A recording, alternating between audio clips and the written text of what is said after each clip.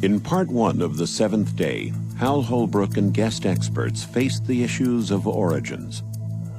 Are we the unplanned and accidental result of evolution through natural selection?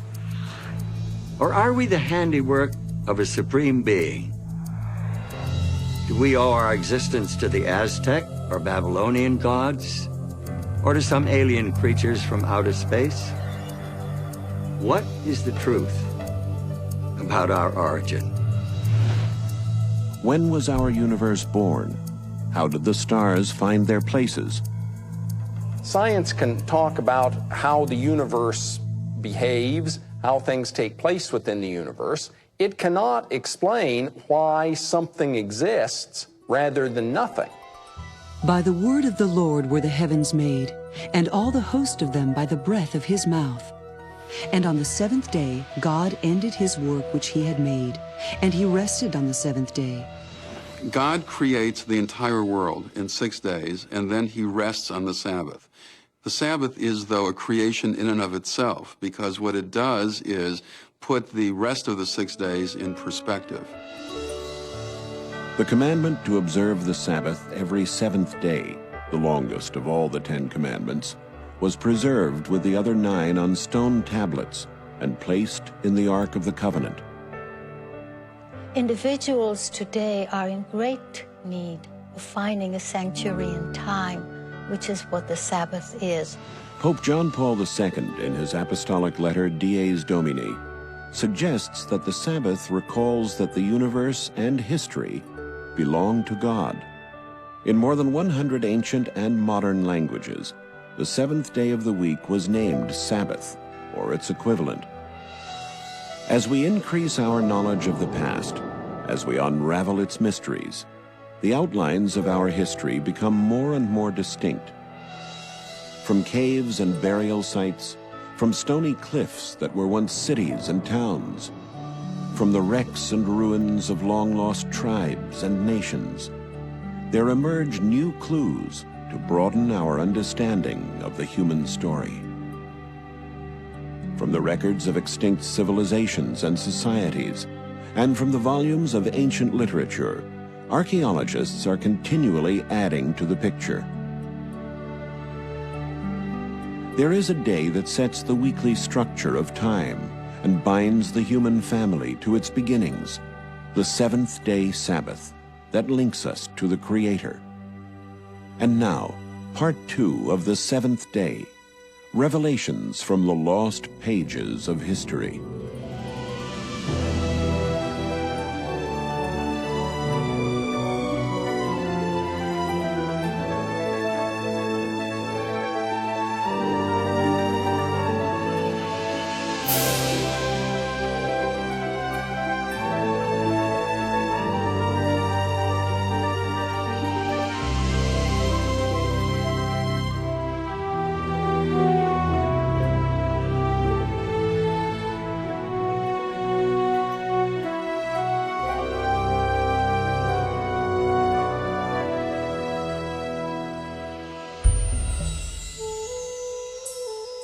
In the time when Jesus Christ walked among the Jews, it was his custom to attend the synagogue to worship and teach on the Sabbath day, and the eyes of the religious leaders were continually upon him.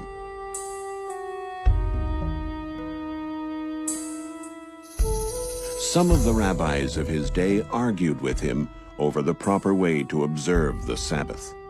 They waited to see if he would heal people on the holy day, so they might accuse him of breaking the Sabbath.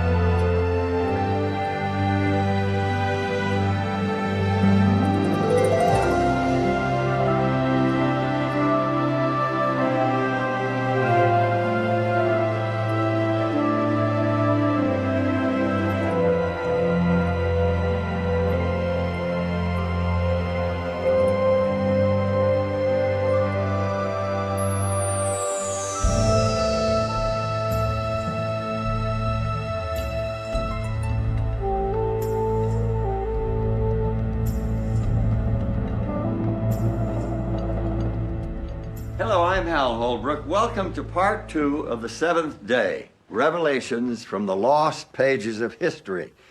What Jesus Christ did on that Sabbath 2,000 years ago was revolutionary indeed. By healing on that day, he won the hearts of the common people.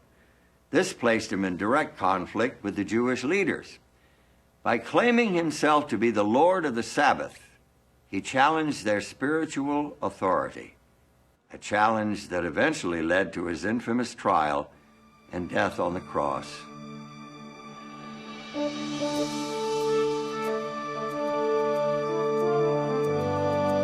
Jesus was born in Bethlehem, an insignificant town in the region of Judea during the reign of Caesar Augustus, the first great Roman emperor. At that time, the Roman Empire held within its borders scores, if not hundreds, of religions and cults. From Zoroastrianism in Persia to the mystery cults of Greece to the Druidism of Celtic Britain. Secret initiations and fertility rites were common, and so was belief in astrology. The Romans themselves admired the religion and culture of Greece. They adopted Greek gods and blended them into their own religions. The result was a mixture of ancestor worship, emperor worship, and sun worship, a religion that included not one god, but many.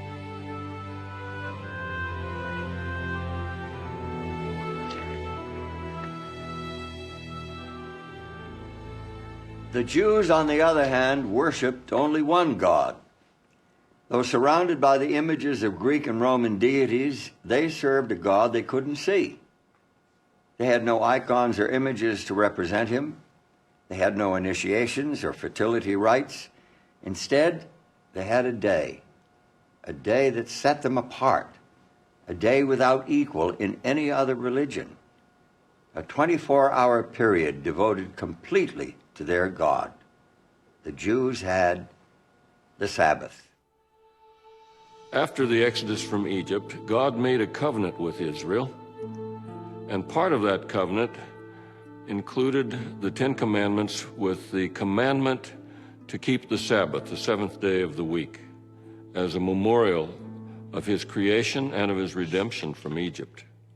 By keeping that Sabbath, which was a sign between God and Israel, they were reminded that he was their God and they were his people.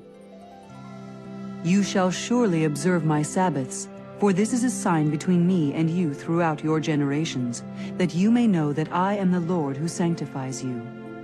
It's safe to assume that the Jews of the first century knew and read the 10 Commandments.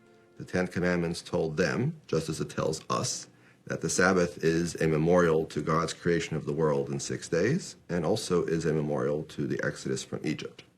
For Jews of the first century, the Sabbath was a time of intense spirituality. They related to God, who created the universe in 6 days and rested on the 7th, so they too rested on the 7th. As well, in Jewish liturgy, they reflected on the fact that God took them out of Egypt, so the Sabbath became for them a celebration of their freedom. Observance of the seventh-day Sabbath was the unmistakable mark of a Jew. It set him apart from everyone else. It couldn't be hidden. In the eyes of Greek and Roman observers, the Jewish observance of the Sabbath was one of the peculiarities of the Jews.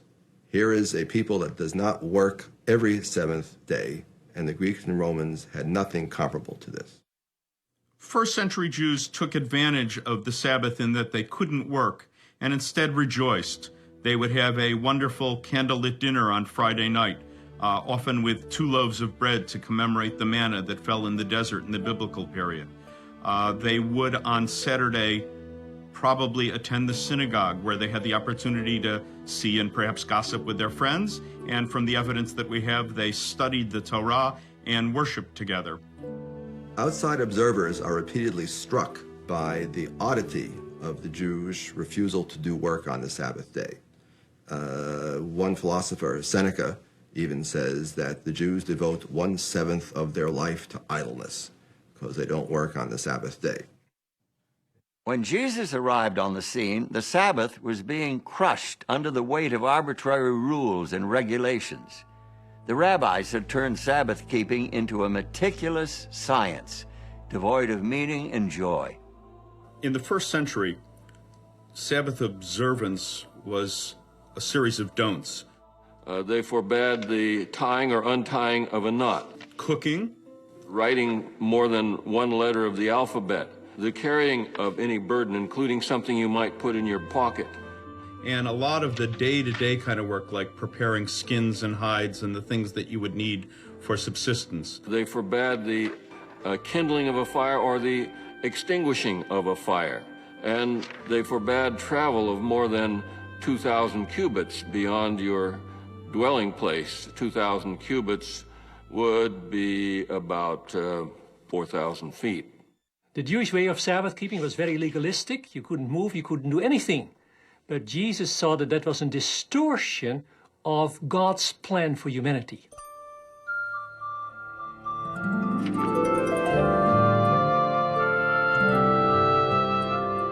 By healing the man with the withered hand, Jesus showed the true spirit of the Sabbath.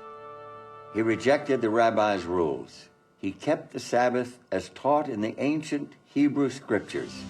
According to the Gospel of Luke, it was Jesus' custom to go into the synagogue and worship on the Sabbath day. He did keep the Sabbath, but he did not keep it according to the rules laid down by the Pharisees. In fact, he said the Sabbath was made for man and not man for the Sabbath.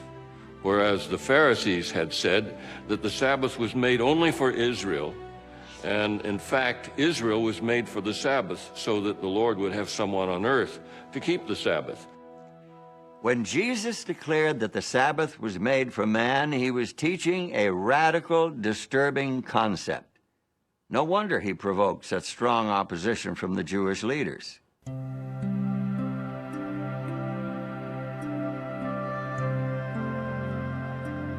On another Sabbath, Jesus was teaching the people. And there was a woman who had been ill and bent over for 18 years. And he called her to him.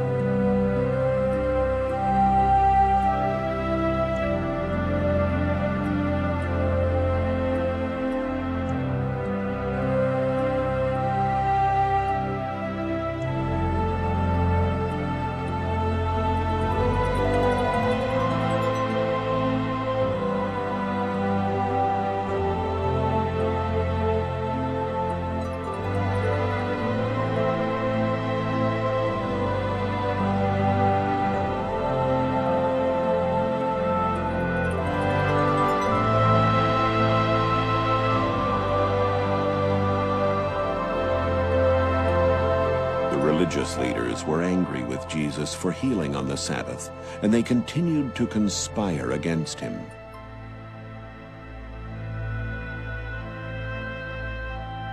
To the religious leaders, this was scandalous behavior, particularly because it broke their mortal danger rule.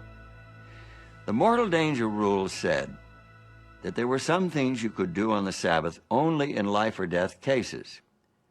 You could save someone whose life was in danger, but you could not heal a chronically ill person on the Sabbath. That would have to wait for another day. But Jesus didn't want to wait another day. He was saying basically, you untie your animal so that your animal can rest on the Sabbath, but you are criticizing me for loosing this woman from her burden so that she can truly keep Sabbath for the first time in many, many years. It was a devastating argument. St. John, in his record of the life of Jesus, reports that for this reason the Jews were persecuting Jesus because he was doing these things on the Sabbath. They accused Jesus of breaking the Sabbath, and they were afraid that the people would follow Jesus, the nation would become a nation of Sabbath breakers, and this would incur the judgments and the wrath of God, and they would lose their nation. And it was this fear that led to the crucifixion of Christ.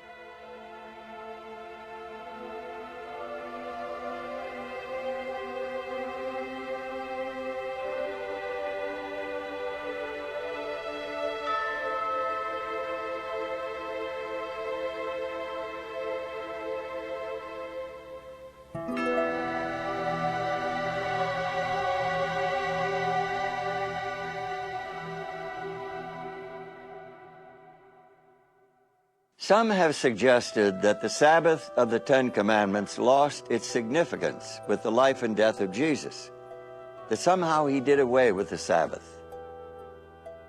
When he said the Sabbath was made for man and not man for the Sabbath, he could have said the Sabbath was given to Israel and is no longer necessary for people other than Israelites to keep, and maybe not even Israelites. He had all kinds of opportunities to say, the Sabbath isn't important, let's get rid of the Sabbath. But instead, all the controversies that he had with the Pharisees were not about whether the Sabbath should be kept, but how it should be kept. If ever there was a question about how to keep the Sabbath, Jesus gave the answer. The answer was the authority of the sacred scriptures, not following the human laws and traditions. The human had so encrusted the Sabbath, you could hardly see the real thing. Jesus cut through that to the heart of the Sabbath, which is a relationship between a loving creator and people. And so Sabbath, away from the secular activities, could be a day of action, a day of concern for your fellow beings, a day for fellowship, a day to spend more time with God, your family, your neighbors, your friends. Many devout Christians are surprised to learn that their own weekly day of worship is based on church rules and traditions, and not on the sacred scriptures. Some believe the Bible teaches that Jesus purposely violated the seventh-day Sabbath in order to make way for a new Christian day of worship. This idea lacks both biblical and historical support. Jesus didn't break the Sabbath of the Ten Commandments. What he did was to defy human customs and traditions, and by doing that, he showed what the biblical Sabbath keeping, the true Sabbath keeping, really was. Jesus Christ broke the Sabbath free from the traditions that had made it a rigid formality, and he restored its true purpose as a celebration of man's relationship with his fellow man and with his Creator.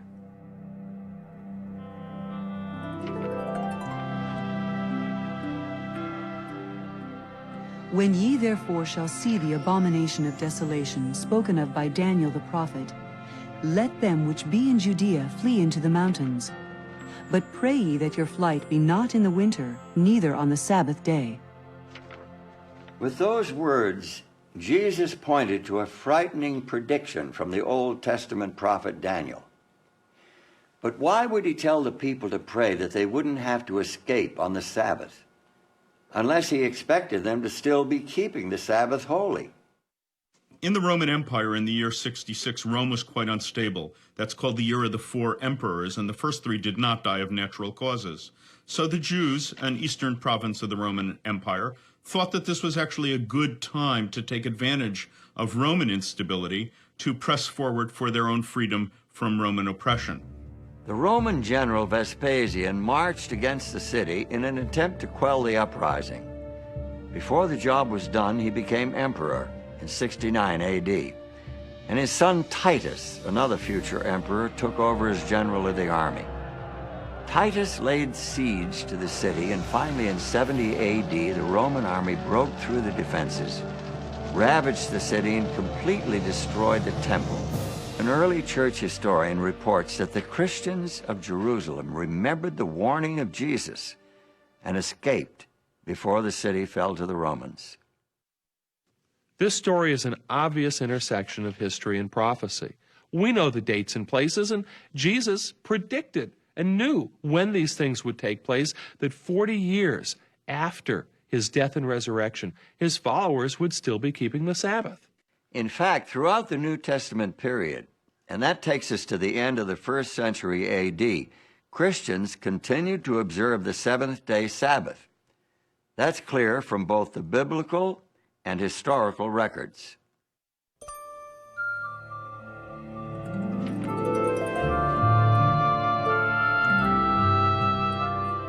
The early Christians saw the relation to Judaism not as a kind of a discontinuity, but as a progression. In fact, their religion was the fulfillment of all the hopes and expectations in the Old Testament. Christians did not see themselves as a new religion. They believed that they were Jews. They were the true Israel. They were the children of Abraham. If they were Gentiles, they were the children of Abraham by faith. One thing that Jews and Christians shared was an idea that God acts in history, that he acted at Sinai, at the Exodus, at creation, and the record of those actions is in the Hebrew Scriptures. The belief in the one God, a personal God, a loving creator and relationship with his creatures, this was at the heart of both Jewish and Christian theology. It was also at the heart of the experience of Sabbath keeping for them as a relationship with a loving creator. But for Christians, the life and death of Christ added a new dimension, a new reason for Sabbath keeping. So then, there remains a Sabbath rest for the people of God. With those words, St. Paul showed that Christian faith took the Sabbath to new heights. With the death and resurrection of Jesus, Christians had a new hope, a hope of deliverance from a world of sin. And the Sabbath, originally the memorial of creation, now also commemorated salvation and the spiritual peace that it brings.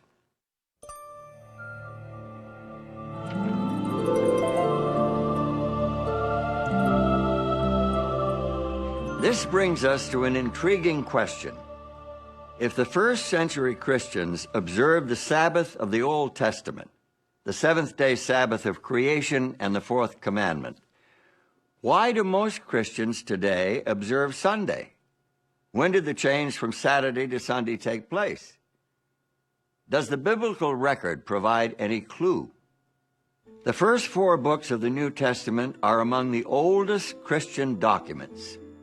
St. Mark wrote his book first, a report on the life of Christ. That was 55 A.D. or later. The writings of Saints Matthew and Luke probably date to sometime between the late 60s and A.D. 80. St. John, the last surviving original disciple of Christ, wrote his book near the end of the 1st century.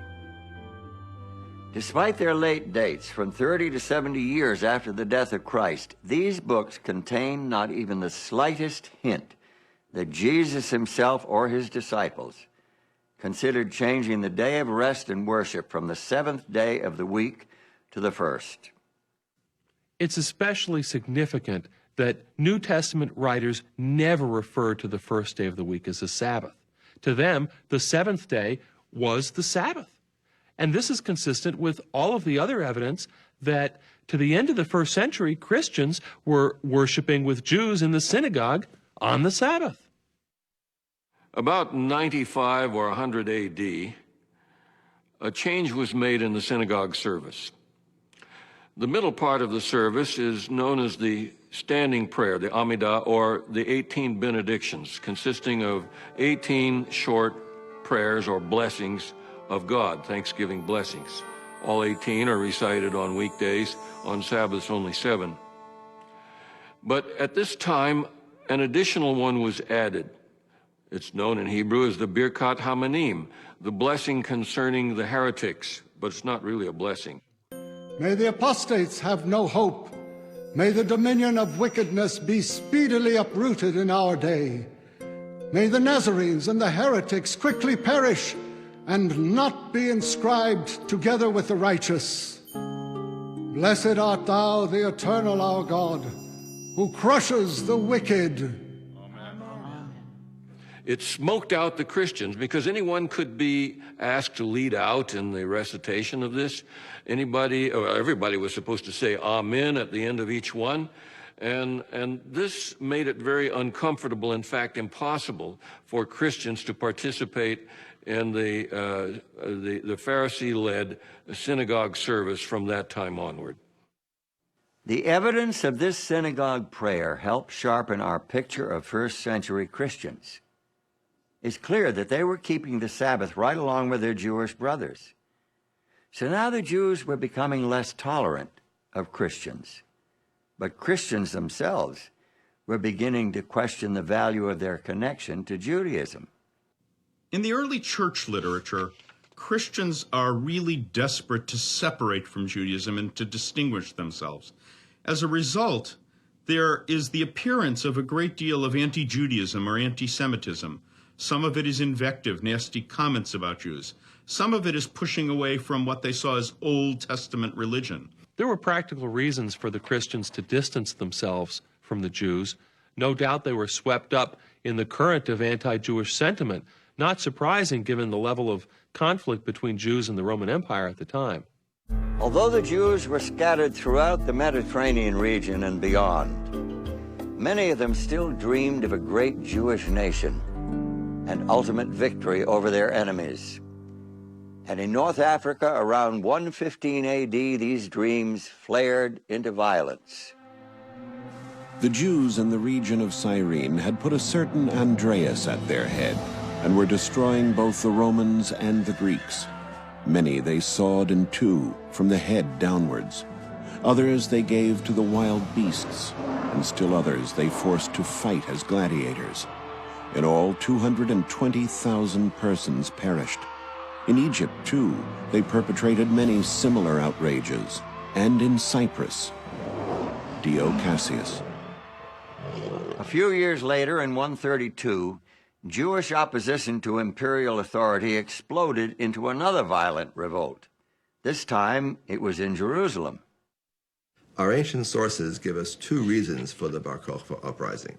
First, a prohibition by the Roman Emperor Hadrian, a prohibition against circumcision.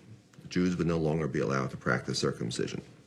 Second, the decision by the Emperor Hadrian to rebuild Jerusalem as a pagan city, the city of Aelia Capitolina. Imperial forces finally crushed the rebellion in 135. Hadrian banned Jews from Jerusalem and prohibited Sabbath keeping and other Jewish rites of religion. So there was strong anti-Jewish sentiment throughout the Roman Empire. Jews were the enemy. Christians didn't want to be associated with the Jews and thought of as the enemy.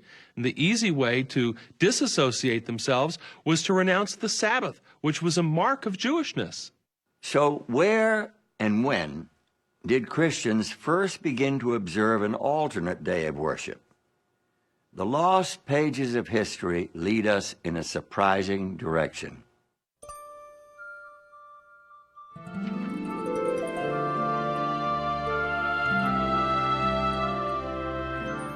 Alexandria, Egypt, founded in 332 BC by Alexander the Great, one of the world's great centers of literature, science, and commerce, a melting pot of religious ideas and classical philosophy.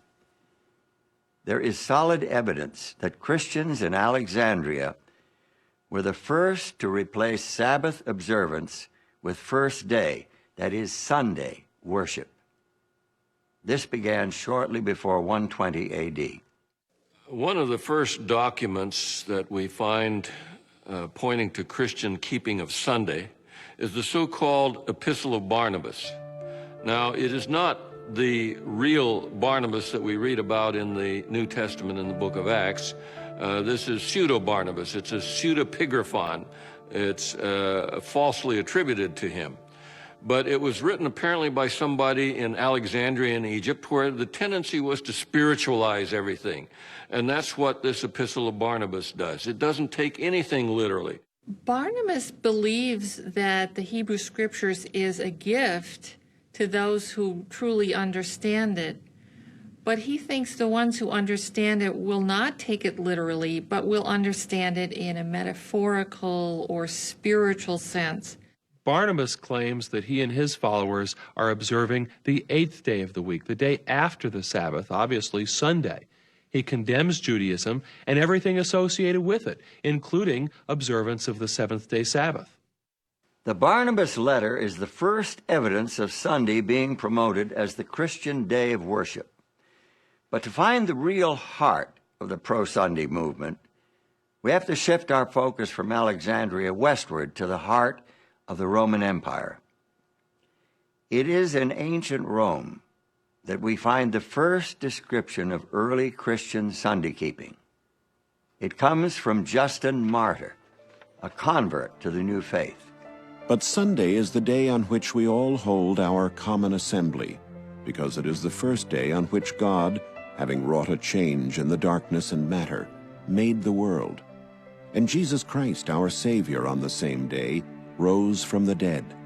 Early Christian Sunday keepers needed a theological justification for keeping the first day of the week, and they found it in linking the first day to the first day of creation.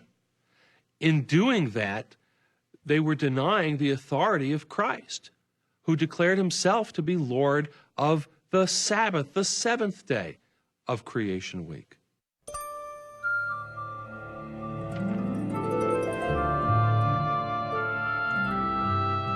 We have reached a critical defining moment in our story. By isolating the weekly holy day from its biblical roots, church leaders cut off the Sabbath from its source of spiritual meaning. It would become a hollow formality, a political hot potato, a test of authority, and a pawn in a centuries-long power struggle. Sunday was an attractive replacement for Sabbath because Sunday was beginning to draw to itself a certain amount of aura because of new developments in the pagan religion that made Sunday the day of worshiping the sun and thinking of the sun. I suppose it was inevitable that elements of pagan worship would find their way into Christianity. Christians were, after all, a small minority in a distinctly pagan world, a world that worshiped mythical gods, dead emperors, and the invincible sun. Historians commonly date the beginning of the Roman Empire as 31 BC. That's when Octavian defeated the forces of Antony and Cleopatra and came back to Rome to rule as the first Caesar, Caesar Augustus. And it was at that time that he shipped back to Rome 2 great obelisks. One of those he set up in the Circus Maximus. You know, it was not only that it was dedicated to the sun god, but it was also a very visible sign that Rome had conquered Egypt, that the dedication on it said, Caesar Augustus dedicates this as a gift to the sun, but it also says, because Egypt has been conquered. And so the people who came to the Circus Maximus to watch the games could see not only this dedication to the sun, but also the realization that the Roman sun god had prevailed over the Egyptian sun god. Reports from the mid-1st century provide additional evidence of the popularity of sun worship. The notorious Emperor Nero commissioned a sculptor to create a statue nearly 115 feet tall, topped with the likeness of his own head in the style of the sun god.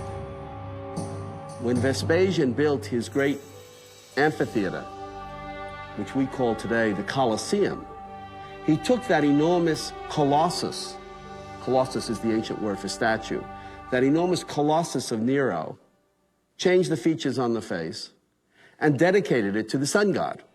Emperor Elagabalus was so devoted to his eastern sun god that he took the deity's name. He brought his god in the form of a black meteorite all the way from Syria to Rome and adopted an Eastern lifestyle. And so his Eastern dress and his Eastern orgies and his Eastern behavior brought Elagabalus to grief after 4 years.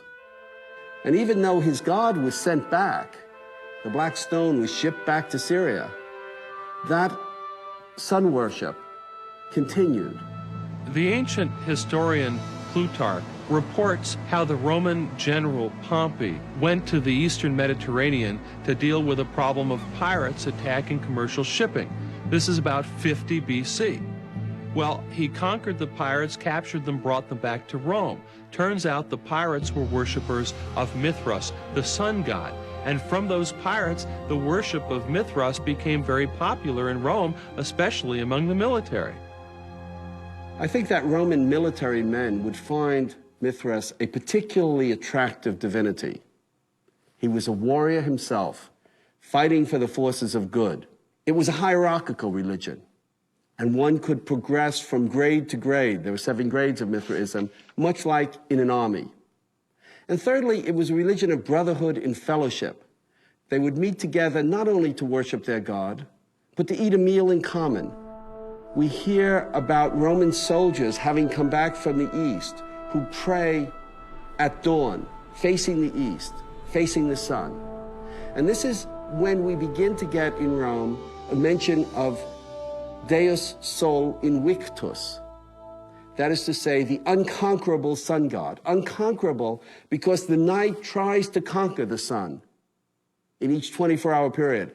But at dawn, the sun has survived. The sun has vanquished the night. The importance of sun-worshipping cults in the Roman Empire is shown during the reign of Aurelian, who was emperor from 270 to 275 AD. He established a state religion that included the worship of both the emperor and Sol Invictus, the invincible sun. He tried to unify all religions under the sun god. Diocletian, who came to power in 284, was also devoted to the sun god. He maintained Aurelian's principle of a state religion and even declared himself to be a god.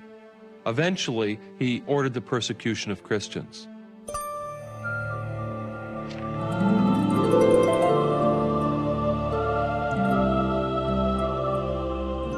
To some Christian leaders, it made sense to take advantage of the popularity of Sunday, especially since Sunday observance would make Christianity more attractive to the pagans, who already worshiped the sun on that day. For example, the Roman Emperor Constantine was, like Aurelian and Diocletian before him, a worshiper of the sun. He was the first emperor to profess belief in Christianity. It was during a crusade against his rivals that he was supposedly converted to Christianity. Sympathetic biographers claim that before a climactic battle near Rome, Constantine saw a vision of a flaming cross in the sky. He credited this vision with his subsequent victory and declared himself to be a Christian. Historians debate whether or not Constantine's conversion was genuine, since he maintained his pagan superstitions throughout much of his reign. He consented to baptism only as he lay on his deathbed. Still, his reign did mark a dramatic turning point in the history of Christianity. In 313, with the agreement of his co-emperor Licinius, he effectively legalized the Christian religion. The reign of Constantine the Great forms one of the epochs in the history of the world. It is the era of the dissolution of the Roman Empire, the commencement, or rather consolidation, of a kind of Eastern despotism with a new capital, a new constitution, and finally, a new religion. Was Constantine converted to Christianity, or was it the other way around? Who knows? But what's important to us today is that what emerged was a different kind of church, a different kind of state. In fact, the two were so blended together, it was hard to see where one ended and the other began. It seems that Constantine's personal religion was a mixture of Mithraic sun worship and Christianity. According to his Christian biographer Eusebius, he taught all his armies to zealously honor the Lord's Day, Sunday, referring to it as the day of light and of the sun, distinctly pagan terminology. Take a look at this passage from his famous Sunday Law of AD 321. On the venerable day of the sun, Let the magistrates and people residing in cities rest, and let all workshops be closed. In the country, however, persons engaged in agriculture may freely and lawfully continue their pursuits.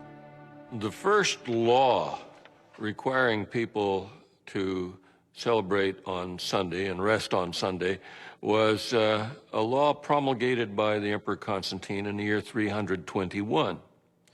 And he does it without any reference to Christian theology or Christian ideas. He says to abstain from labor on the venerable day of the sun, which is an allusion to the fact that sun was becoming more and more the object of worship. So the first Sunday law requiring people to keep Sunday had no Christian flavor at all. Although Constantine promoted Christianity and built many, many Christian churches, he closed very few pagan temples. And we have a Roman calendar from the year 354. That's about 17 years after the death of Constantine, which has 4 separate festivals each year to the sun god. It shows that the sun god survived not only Constantine, but into the reigns of his immediate successors.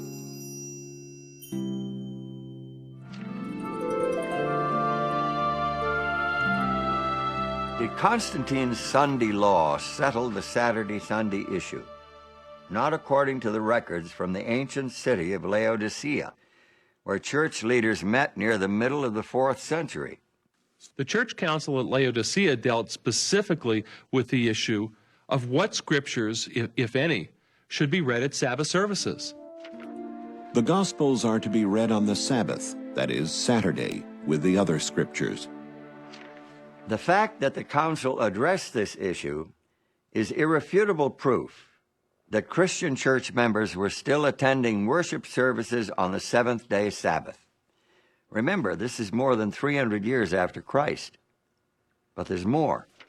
Christians must not Judaize by resting on the Sabbath, but must work on that day, rather honoring the Lord's Day, and if they can, resting then as Christians.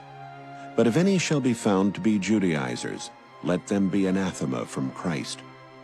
What did the council mean by Judaizers? Judaizers were those Christians who did not work on Sabbath, like the Jews.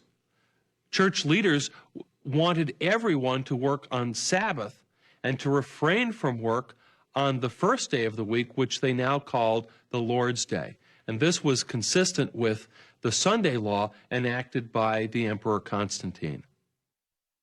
In spite of the popularity of sun worship and the Sunday laws of emperors, many Christians continued to worship on the seventh-day Sabbath. In fact, Christian churches that abandoned the Sabbath were in the minority. For although almost all churches throughout the world celebrate the sacred mysteries on the Sabbath of every week, yet the Christians of Alexandria and at Rome, on account of some ancient tradition, have ceased to do this. Without question, Christians were still observing the seventh-day Sabbath clear down in the second half of the 4th century. In spite of theological arguments, anti-Jewish prejudice, and the decree of an emperor, the Sabbath of the Creator was not dead. The succeeding centuries saw the Sabbath at the heart of controversy between popes and patriarchs. The weekly day of rest and worship became a test of church authority and a sign of submission to the sovereignty of a new kind of religious government. It became a major cause of the great rift that divided the Christian church for 900 years. More about that when we return with part 3 of the seventh day.